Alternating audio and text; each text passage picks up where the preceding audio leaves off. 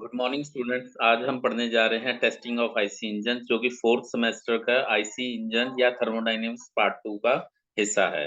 So let us see what is objective of testing. क्यों हम testing करते हैं? We see whether the engine is performing as per design, but कुछ ऐसी parameters हैं जो हम टेस्ट करते हैं। उनके हम अभी नाम कर रहे हैं, बता रहे हैं। आगे उनके हम डेफिनेशंस या इंट्रोड्यूस करेंगे। Indicated power IP, brake power BP, इनको पहले आईएचपी और बीएचपी कहा जाता था, इंडिकेटेड हॉर्स पावर। लेकिन जब एसआई यूनिट्स हुए तो ये आईपी और बीपी हो गए। आपकी कुछ किताबों में आईएचपी बीएचपी होगा, brake horse power. And frictional horse power FP, mechanical efficiency, thermal efficiency, brake specific fuel consumption and heat balance heat, जो कि हम इसी चैप्टर में पढ़ेंगे। फिर कुछ उसमें ये भी चीजें देखी जाती है, weather the engine is meeting emission norms. Emission norms में हम उनके जो पैरामीटर्स रीड करते हैं, the carbon monoxide, hydrocarbon, NO and PM, particular matter and suit, कितना वो एमिशन देता है वो हम उसको रीड करते हैं। देन इंजन परफॉर्मेंस की हम डेफिनेशन करें। ये ओवरहॉल रिपेयर से ही बाद नहीं, हमेशा ही, इवन जब नया इंजन भी इंस्टॉल होता है या मार्केट में लॉन्च होता है तब भी उसकी परफॉर्मेंस ये देखी जाती है। आपने देखा होगा कि टीवी चैनल्स पे भी बहुत ज्यादा ऐसी चीजें देखी जाती हैं।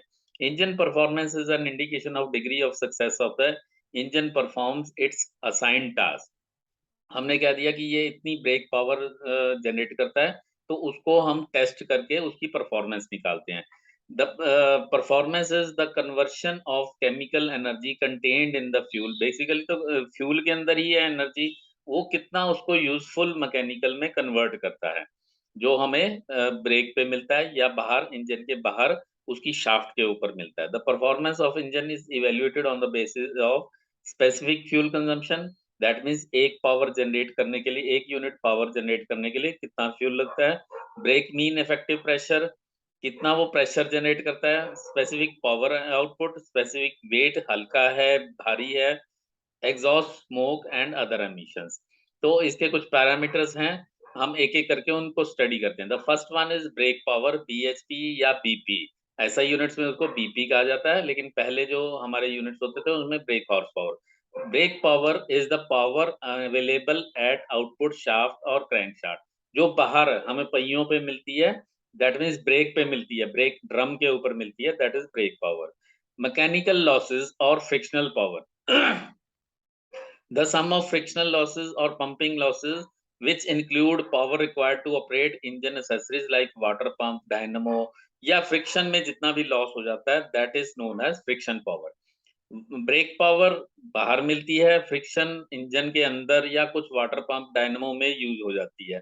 तो दैट मीन्स अंदर जो जनरेट होती है, the power generated within the engine cylinder is known as indicated power, theoretical power. So IP is the summation of BP plus FP. That means brake power और frictional power का सम होता है IP, जो बाहर हमें मिल रही है plus loss हो गया, that is indicated power. Now the test performed, जो हम अभी डिस्कस करेंगे, आईपी कैसे निकाला जाता है, बीपी कैसे निकालते हैं, एफपी कैसे निकालते हैं, मैकेनिकल एफिशिएंसी क्या होती है, एयर फ्यूल रेशियो का क्या सिग्निफिकेंस है, हम ऑलरेडी पढ़ चुके हैं। Brake specific fuel consumption, that means एक यूनिट पावर जनरेट करने के लिए कितना फ्यूल लगता है। थर्मल एफिशिएंसी क्या होती है, and finally the heat balance sheet. Now let us discuss the indicated power. Indicated power, as we have discussed, the indicated power is the power generated within the cylinder. Cylinder के अंदर जो generate होती है, that is not necessary कि वो बाहर तक हमें मिले। अब ये हम कैलकुलेट करते हैं इंजन मैकेनिकल इंडिकेटर। इंडिकेटर इसकी डायग्राम बनाते हैं। आपने देखा होगा पीवी डायग्राम, पिछले उसमें आपने टीडी 1 में पढ़ा होगा, थर्मोडायनेमिक्स 1 में। तो होता क्या है कि ये जो हमारा सिलेंडर है, इसके पिस्टन के साथ हम एक मैकेनिज्म लगा देते हैं, जो आप पढ़ेंगे, आगे जाके भी पढ़ेंगे, इंडिकेटर मैकेनिज्म। वो क्या करता है, एक पेन लगा देता है, स्टाइलस स्टाइलस जिसको पेन लगा देते हैं, और वो पेज के ऊपर, ड्रम के ऊपर ये ड्रम चलता रहता है और उसके ऊपर ये पीवी डायग्राम बनता रहता है। PV is pressure volume diagram. Now the जो प्रेशर वॉल्यूम के जो अंडर जो एरिया होता है that is known as the work done. ये देखिए इसका कुछ मैकेनिज्म है, रोप है और पुल्ली है और वेट है, इसको आप नेट पे भी चेक कर सकते हैं। अब इसको मेजरमेंट कैसे करते हैं? आईपी के लिए जो हमें पीवी डायग्राम चाहिए होता है, क्योंकि मैंने बता दिया कि work done is equal to area under the PV diagram. So it represents work developed by the engine per cycle. एक साइकिल में कितना होता है, तो नंबर ऑफ साइकिल्स कितने पर मिनट में कितने आते हैं उससे मल्टीप्लाई कर देते हैं। apparatus used मैंने बताया इंजन इंडिकेटर होता है। Engine indicator consist of cylinder, piston rod, coupling nut, linkage with stylus, spring and indicator card, pulley, rope and weights. Vertical movement, ये स्टाइलस जो है ऊपर नीचे चलता रहता है, ड्रम जो है वो घूमता रहता है और इससे एक क्लोज फिगर बनती है which is known as indicator diagram. Indicator diagram PV diagram को ही indicator diagram. Area of indicator diagram meter से मेजर किया जाता है, उसकी स्केल दे दी जाती है। प्लेनीमीटर अभी के लिए आपको सिलेबस में पढ़ने की जरूरत नहीं। Now indicated mean effective pressure. अभी आप देखिए कि जब सिलेंडर सक्शन कर रहा होता है तो उसका प्रेशर कुछ और होता है, जब पुश कर रहा होता है तो कुछ और प्रेशर होता है। तो अब इस प्रेशर को कैलकुलेट करना तो बड़ा मुश्किल हो जाएगा कि इस वक्त क्या प्रेशर है, उस प्रेशर को मल्टीप्लाई करिए एरिया से। तो हम क्या करते हैं, एक mean effective pressure, average pressure निकाल देते हैं which is known as mean effective pressure. It is the average pressure which is effected over the entire stroke length would produce the same work done by piston as it actually produced by the engine during a cycle। जो हमने cycle बनाया, diagram बनाया, ये जैसे diagram देखिए indicator diagram बनता है। तो इसका एक मीन इफेक्टिव प्रेशर निकाल लेते हैं, जो कि इसका पूरे का एरिया से डिवाइड कर दें, इसकी एरिया को लेंथ से डिवाइड कर दें तो एक रेक्टेंगुलर हमें एरिया मिल जाएगा इसके बदले में।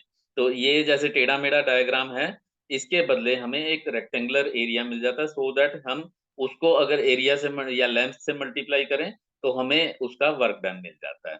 Late A be the net area of indicator diagram, ये प्लेनीमीटर से निकल जाएगा। L be the length of diagram in centimetre and K is spring stiffness newton per centimetre square per centimetre. अब mean height of the diagram, अब जब mean effective pressure निकालना है तो ए बटे एल, ये मीन हाइट निकल जाएगी हमारी। और indicated mean effective pressure is equal to A by L into K is the spring stiffness, जो उसकी स्टाइलस की स्प्रिंग लगा हुआ है उसकी जितनी प्रेशर आती है उससे मल्टीप्लाई कर जाते हैं तो हमारा मीन इफेक्टिव प्रेशर आ जाता है। इंडिकेटेड पावर, अब हमारे पास देखो कैसे कैसे निकालते हैं। PM is equal to indicated mean effective pressure, newton per centimetre में या न्यूटन पर मिलीमीटर में निकाल लीजिए। L is length of stroke in metre, length of stroke. अब देखिए P इंटू एल, अब P अगर A is the area of the cross sectional area of the piston which is pi by 4d², जो D है उसका cross sectional diameter है piston का। तो N इज आरपीएम। तो हमारे N जो हैं वो निकलते हैं, अगर वो 4 स्ट्रोक इंजन है तो N/2 के बराबर होते हैं, क्योंकि जितने 2 रेवोल्यूशन में एक पावर स्ट्रोक मिलता है, लेकिन जो 2 स्ट्रोक होता है 2 स्ट्रोक में एक रेवोल्यूशन में एक मिलता है, तो दैट मीन्स N के बराबर ही होगा उसका। स्मॉल n पावर पर स्ट्रोक पर मिनट n मिलेगा जितनी आरपीएम है, अगर 4 स्ट्रोक होगा तो आधी हो जाएंगी। तो that means force on piston किसके बराबर होगा, पीएम इंटू पी जो मीन इफेक्टिव प्रेशर है इंटू एरिया, ये न्यूटन में आ जाएगा। P into area, pressure into area, आपको पता है pressure is equal to force upon area, तो force is equal to pressure into area हो जाता है। तो वर्क डन क्या हुआ, फोर्स इंटू डिस्टेंस, तो फोर्स इंटू डिस्टेंस कितना है एल, वो ट्रेवल कितना करना है एल के बराबर। तो हमारा जो आईपी आ जाएगा is equal to P A L into N. N क्या है, number of working stroke per minute. तो ये हमारा इतना वर्क डन हो गया, वर्क डन इंटू ये हो गया, तो वो हमारी work done is equal to the power. तो newton metre per minute per cycle per cylinder ये आ जाएगी, और इसको 60 से डिवाइड कर देंगे तो न्यूटन मीटर पर सेकेंड। अब ये क्योंकि मीटर में है, मीटर में कहाँ से आया था, रेवोल्यूशन पर मिनट से, तो उसको हम 60 से डिवाइड कर देंगे, तो प्लैंक बाय 60, ये पर सिलेंडर है, तो नंबर ऑफ सिलेंडर से अगर मल्टीप्लाई कर देंगे तो प्लैंक बाय 60,000, अगर हम उसको किलोवाट में निकालते हैं। तो न्यूटन मीटर पर सेकंड जो है वो वाट जो होती है, और अगर उसको 1000 से कर दें तो किलोवाट। तो दैट मीन्स आपका फार्मूला बन गया आईपी का, प्लैंक डिवाइडेड बाय 60,000। अब इसके यूनिट्स थोड़े आपको ध्यान रख लेने हैं। नाउ द ब्रेक पावर जो हमें शाफ्ट में मिलती है, आईपी जो अंदर जनरेट होती है, ब्रेक पावर के लिए कैसे निकालते हैं? ब्रेक पावर के लिए हमारे पास क्या होता है, एक डायनामोमीटर होता है, रोप ब्रेक फ्रिक्शन डायनामोमीटर। तो इसमें क्या होता है कि यहाँ एक स्प्रिंग बैलेंस लगा होता है, नीचे वेट लगा होता है, और ये रस्सी उसके ब्रेक ड्रम जो कि फ्लाई व्हील है वो कनेक्टेड होता है इंजन शाफ्ट पे। तो इंजन को चला देते हैं और ये चारों तरफ लपेटा जाता है। तो उसके बाद क्या होता है कि इसको ब्रेक लगाने की कोशिश की जाती है। ब्रेक लगाने पे देखिए, जैसे यहाँ ब्रेक लगाई जाती है, तो ब्रेक लगाने से क्या होगा, यहाँ स्प्रिंग रीडिंग आएगी एस डब्ल्यू माइनस एस। तो डब्ल्यू माइनस एस जो रीडिंग आएगी उससे हमें पता चलेगा कि इसके ऊपर नेट फोर्स कितना लग रहा है। अब इसकी कैलकुलेशन कैसे करेंगे? W is equal to dead weight है, एस स्प्रिंग है, R radius of brake drum है, जिसमें रस्सी का डायामीटर भी हम निकाल ऐड कर रहे हैं, नेग्लेक्ट भी कर सकते हैं, d/2 भी कर सकते हैं। D is brake drum dia and small d is rope dia, n is engine RPM.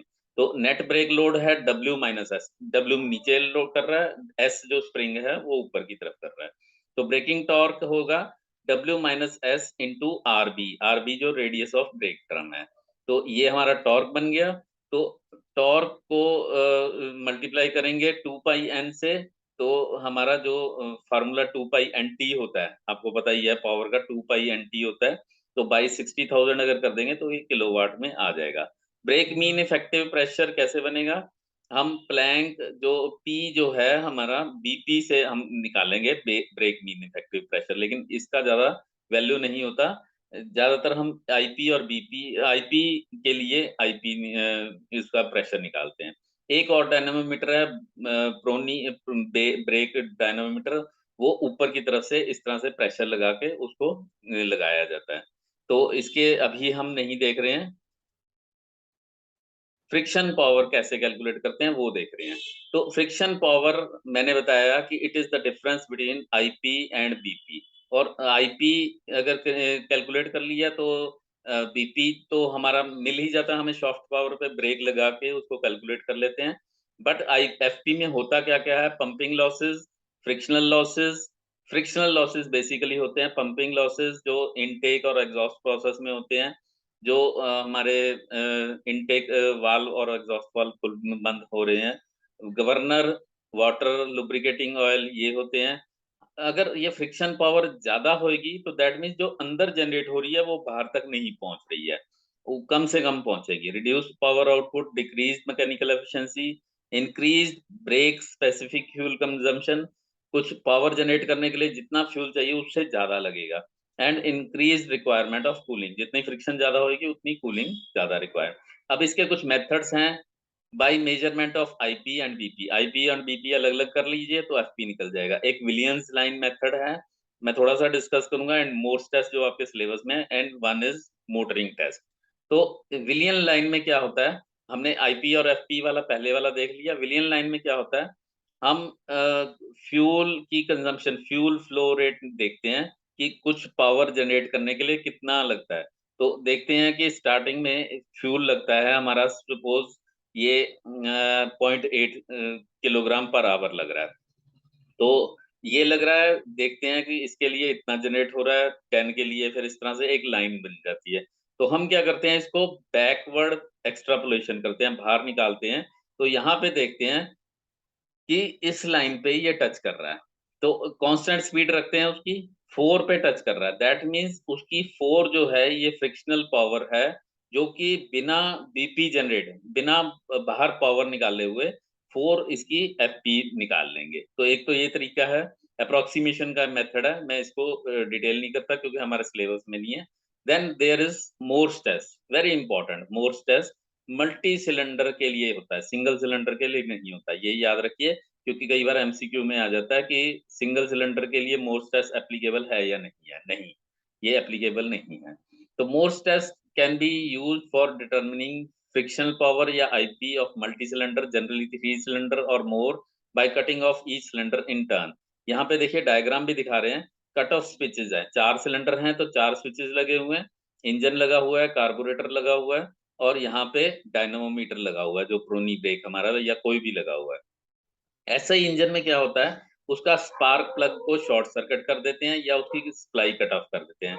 Compression ignition जो डीजल इंजन होते हैं उसमें फ्यूल सप्लाई एक-एक करके काट देते हैं, एक-एक करके उसके पावर बंद कर देते हैं और या फिर स्पार्क प्लग में हम स्पार्क प्लग को एक-एक की उसकी तार बाहर निकाल लेते हैं।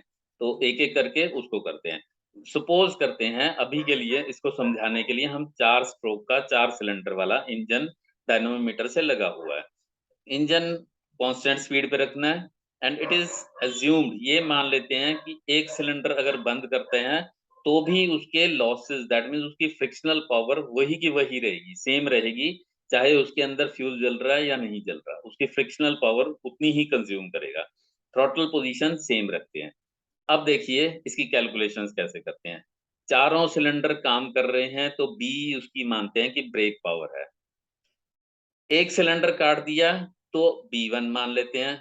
2 सिलेंडर दूसरा काटा, पहले वाला दोबारा चला दिया, दूसरा काट दिया तो B2 होगी। तीसरा काटा, पहला दूसरा दोबारा चला दिया और B3 होगी। जब चौथा काटा तो B4 होगी।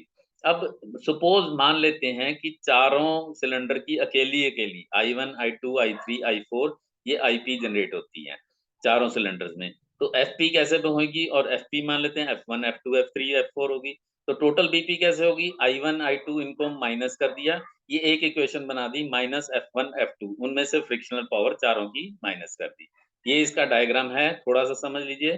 ये फ्यूल टैंक है, कार्बोरेटर है और कट ऑफ स्विचेस जो कि उसके स्पार्क को काट रहे हैं और यहाँ पे डायनेमोमीटर है जिससे हर बार हम ब्रेक पावर कैलकुलेट कर रहे हैं। अब ये हमारी पहली इक्वेशन बन गई। दूसरी इक्वेशन B1, अब देखिए इसमें ब्रेक पावर जो है दूसरे वाले में नहीं हो रही, लेकिन इंडिकेटेड पावर नहीं पहले में जनरेट हो रही। I2, I3, I4 सिर्फ ये 3 जनरेट कर रहे हैं, 3 जनरेट कर रहे हैं, लेकिन फ्रिक्शनल पावर तो चारों यूज़ हो रही हैं। इसी तरह से अगर देखें तो अब इस दोनों इक्वेशंस को अगर माइनस करें B माइनस B1 तो I1 हमारे पास आ जाएगी, ये I1 अकेला बच जाता है।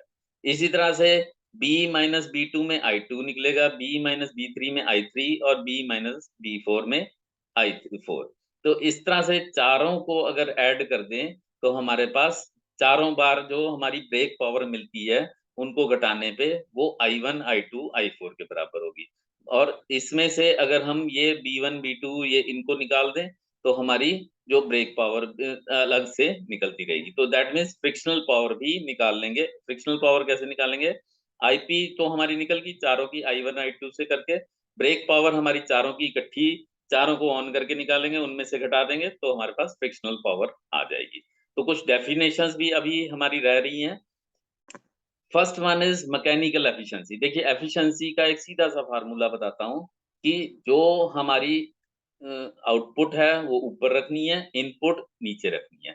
आउटपुट, अब देखिए मैकेनिकल एफिशिएंसी, मैकेनिकली कितना बढ़िया एफिशिएंट है इंजन। हमें बाहर जन पावर मिल रही है ब्रेक पावर और अंदर जो जनरेट हो रही है indicated power, that is mechanical efficiency. BP by IP into 100, ये मैकेनिकल एफिशिएंसी है। कुछ हमने स्टैंडर्ड एयर स्टैंडर्ड एफिशिएंसीज पहले ही पढ़ी हुई हैं, जो कि एयर को वर्किंग मीडियम मान के हम साइकिल को ऑटो साइकिल का देखा हुआ है हमने, eta is equal to 1 minus R O की गामा माइनस 1, डीजल साइकिल की देखी है एंड डुअल साइकिल की भी देखी हुई है। अब ये एयर स्टैंडर्ड एफिशिएंसीज है।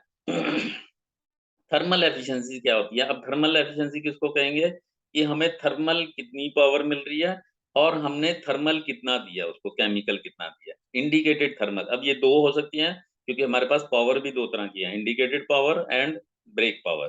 तो ऊपर आ जाएगी इंडिकेटेड थर्मल में IP over MF into CV. MF means कितना फ्यूल जला है, इंटू सीवी उसकी कैलोरीफिक वैल्यू कितनी है। कैलोरीफिक वैल्यू क्या होती है कि 1 किलो फ्यूल जलाने के लिए के बदले उसको कितनी एनर्जी मिलती है। तो जितना फ्यूल जला इनटू उसकी कैलोरीफिक वैल्यू से मल्टीप्लाई करते हैं, दैट मीन्स इतनी एनर्जी है, उतना वर्क हुआ, और ऊपर हमारे को कितनी एनर्जी मिल गई। ब्रेक के लिए that means brake overall thermal efficiency BP by MF into CV.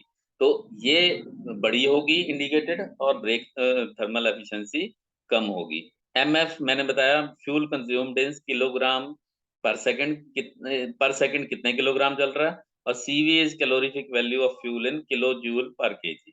तो आईपी ओवर बीपी या दोनों की दोनों ये किलोवाट में है। रिलेटिव एफिशिएंसी, अब ब्रेक थर्मल एफिशिएंसी निकाल ली, उसको अगर एयर स्टैंडर्ड एफिशिएंसी से डिवाइड कर दें, then it becomes the relative efficiency. Relative कि ब्रेक थर्मल एफिशिएंसी एक निकाली, थर्मल थर्मल का मतलब गर्मी वाला, तो वहां पे हम कैलोरीफिक वैल्यू, जो हमारी मैकेनिकल एफिशिएंसी थी उसमें बीपी ओवर आईपी था, ये याद रखना है।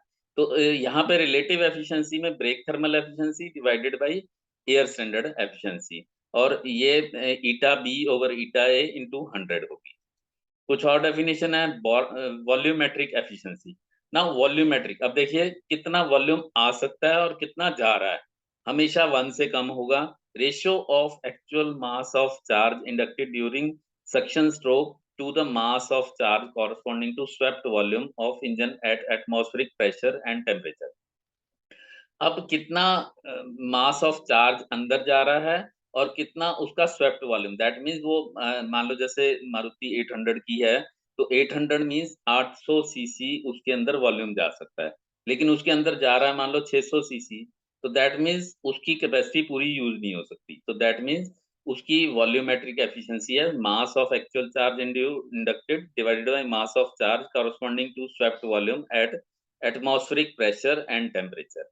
तो वॉल्यूमेट्रिक आपने सुना होगा कि जो डीजल इंजन है उसमें एक कंप्रेसर लगा दिया जाता है, सुपर चार्जर, टर्बो चार्जर, इस तरह की चीजें लगा जाती हैं। वो क्या करते हैं कि मास को कंप्रेस करके भेजते हैं ताकि उसकी वॉल्यूमेट्रिक एफिशिएंसी बढ़ जाए। तो वॉल्यूमेट्रिक एफिशिएंसी बढ़ाने से क्या होगा कि वो उसकी जो थर्मल एफिशिएंसी है वो थोड़ी बढ़ जाती है। ब्रेक स्पेसिफिक फ्यूल कंजम्पशन मैंने बताया, it is the amount of fuel required to engine to develop 1 kilowatt of power per hour at crankshaft, MF into 3600 divided by BP, और specific output BP over A into L होता है। अब heat balance sheet, now heat balance sheet क्या होती है, जैसे हम नफा नुकसान हम बिजनेस में निकालते हैं वैसे ही यहाँ पे भी निकालते हैं इंजन के अंदर, कि heat balance sheet is an account of heat release on combustion of fuel in the combustion chamber and its utilisation in the engine.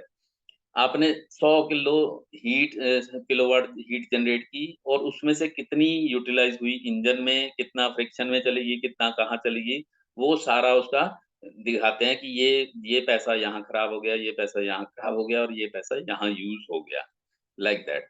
तो इसके लिए हमें सारे यही वाले जो अभी टेस्ट हम देखते रहते हैं, तो ये सारे के सारे टेस्ट कांस्टेंट स्पीड पे निकालते हैं। तो सबसे पहले तो हीट सप्लाइड, सबसे पहले तो हमारे पास पैसा कितना आया, तो heat supplied is MF into CV.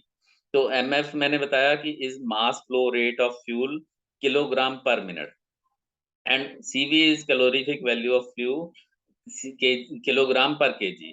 तो किलो जूल पर केजी को मल्टीप्लाई किया केजी पर मिनट से, तो किलो जूल पर मिनट होगी हमारी, कि इतनी हीट सप्लाई होगी किलो जूल पर मिनट, 1 मिनट में इतनी हीट सप्लाई होगी। तो हीट बैलेंस शीट, ये अब एक्सपेंडिचर, ये तो आया था हमारा सारा पैसा, अब एक्सपेंडिचर या यूटिलाइजेशन कहाँ हुआ। फर्स्ट इज जो हमें बाहर ब्रेक पावर मिल रही है, heat equivalent to brake power. Brake power तो हमें पता है कि ब्रेक पावर वर्क डन के बराबर है, तो इसको 60 से मल्टीप्लाई कर देंगे क्योंकि सेकंड में आ रहा है, तो उसको हम 60 से मल्टीप्लाई कर देंगे तो किलो जूल पर मिनट में आ जाएगा। Second is heat rejected to cooling water, दूसरा है कूलिंग वाटर के पास जा रही है, तो हम कूलिंग वाटर का हमें पता होना चाहिए कितना है, उसका मास पर मिनट कितना जा रहा है, उसको सीपी, उसकी जो कांस्टेंट हीट है, और T water outgoing, T water temperature water incoming, बाहर से 10 डिग्री का आ रहा है, और फिर अंदर से गर्म होके फिर बाहर जा रहा है, वो 100 डिग्री का जा रहा है, तो दैट मीन्स 90 डिग्री टेम्परेचर उसका इंक्रीज हो रहा है, उससे हीट कैरिड हो रही है। एमडब्ल्यू उसका निकालेंगे circulation kilogram per minute, and CPW हमें पता है कि वाटर का 4.187 kilo joule per KG kilogram kelvin. तो अच्छा, अगला आ जाता है फ्लू गैसेस या एग्जॉस्ट गैसेस से कितना होता है। तो एक तो ब्रेक पावर हो गया दूसरा हो गया वाटर ले गया, तीसरा एग्जॉस्ट गैसेस में कितनी निकल रही है। तो एग्जॉस्ट गैसेस में हमें पता होना चाहिए कि एग्जॉस्ट गैसेस की मास कितना हो रहा है, mg, उसका सीपी कितना है, जो उसकी सीपी सीवी होती है, उसका इनकमिंग का कितना है और आउटगोइंग का कितना है टेम्परेचर। और ये mg is equal to the mass of air plus mass of fuel. तो फ्लू गैसेस दोनों को मिला के उसका फ्लो रेट बनता है। फ्यूल जितना हुआ, मान लो 1 किलो हुआ, उसके साथ एयर 30 किलो लगी, तो वो हम मास ऑफ फ्लू गैसेस होगा 30 प्लस 1 31 किलो। तो इस तरह से हम लास्ट में हमारा जो अनअकाउंटेड है, जिसका हिसाब किताब नहीं रख लेते हैं, वो क्या करते हैं, हम चारों पहले वाले में से बाकी 3 माइनस कर लेते हैं, तो अनअकाउंटेड हीट रह जाती है। तो इस तरह से हम बैलेंस शीट बनाते हैं कि हमारी heat supplied by combination of fuel 100% है, वो हम निकाल लेते हैं। हीट इक्विवेलेंट टू बीपी कितनी निकली, वो परसेंटेज निकाल लेते हैं। वाटर में कितनी निकली, उसका परसेंटेज। एग्जॉस्ट गैस में कितनी निकली, वो परसेंटेज। एंड अनअकाउंटेड माइनस करके।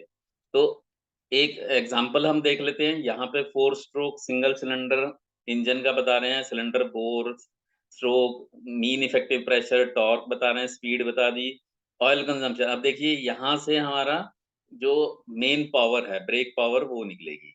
ऑयल कंजम्पशन से जो हम जनरेट कर रहे हैं, जो हमारी 100% वाली हीट है, वो कितनी जनरेट कर रहे हैं। देखिए इसका ऑयल कंजम्पशन बता दी into CV. Cooling water rate 4.5 kilogram per minute, air use ये हो गई। Rise in cooling water temperature 45 बता दिया। एग्जॉस्ट गैसेस का 420। अब देखिए एयर पर केजी ऑफ फ्यूल 30 है, तो दैट मीन्स जो एग्जॉस्ट गैसेस होंगे 30 प्लस 1 फ्यूल भी होगा, तो 31 हो जाएगा। रूम टेम्परेचर 20 डिग्री है, और हीट ऑफ एग्जॉस्ट गैसेस ये है, बैरोमीट्रिक प्रेशर ये है, IP BP and draw balance sheet, इस तरह की बैलेंस शीट। अब सबसे पहले आईपी इज इक्वल टू, हमें पता है कि mean effective pressure plank into divided by 60,000, ये निकालेंगे। तो ये आईपी निकल गया हमारा 15.7 किलोवाट। बीपी 2 पाई एन टी, 2 पाई एन टी। अब इसमें टी हमारे को बताया हुआ है 407, 2 पाई है, एन हमारे को 250 बता दिया, तो ये 10.65 है। अब हीट बैलेंस शीट में सबसे पहले कितनी हीट सप्लाइड हुई, वो हम M F into C V. अब एम एफ हमें बताया हुआ है 4 किलो निकलता है पर आवर, 43,000 उसके सीवी है, तो उसके हिसाब से ये हमारी जो इनकमिंग है। अब यूटिलाइज कहाँ कहाँ हो रही है, हीट पावर बीपी इंटू 3600 से ये हमारी निकल गई, जो बीपी में है। दूसरा अब वाटर में निकालेंगे, M W into C P W into change in temperature. तो चेंज इन टेम्परेचर सीधा 45 डिग्री बताया हुआ है, ये निकल गया। एग्जॉस्ट गैसेस में M G into C P G into T हो गया, तो ये भी इस तरह से निकल गया। एंड सिंस फ्यूल कंजम्पशन इतनी बताई हुई है, तो ये देखिए अब 31 है, एयर 30 है, तो एम जी हमारी 31 बन गई। तो ये एम जी एक एक फ्यूल कंजम्पशन 4 किलो बताया हुआ है, तो 31 इंटू 4, उससे 4 गुना हो जाएगा। तो हीट इसकी भी निकाल ली, ये होगी। तो अनअकाउंटेड कितनी रहेगी, इन तीनों को जोड़ के उसमें से घटा दिया पहले वाले में से, वो बन गई 33,255। तो इस तरह से हीट बैलेंस शीट इस तरह से बनाएंगे। 100 है 172, उसमें से बीपी में निकल गया 38,000। 38,000 इज अप्रोक्सीमेटली 22%। कूलिंग वाटर में 50,000 निकली, this is approximately 29.5। Exhaust gases में इतनी निकल गई अनअकाउंटेड, इन दोनों तीनों को, इसमें से इन तीनों को घटा दिया, तो अनअकाउंटेड वाली आ गई। तो टोटल अगर देखें 22 plus 29 plus 28 plus 19, it is 100%। So that is all for today. Thank you. Thank you very much.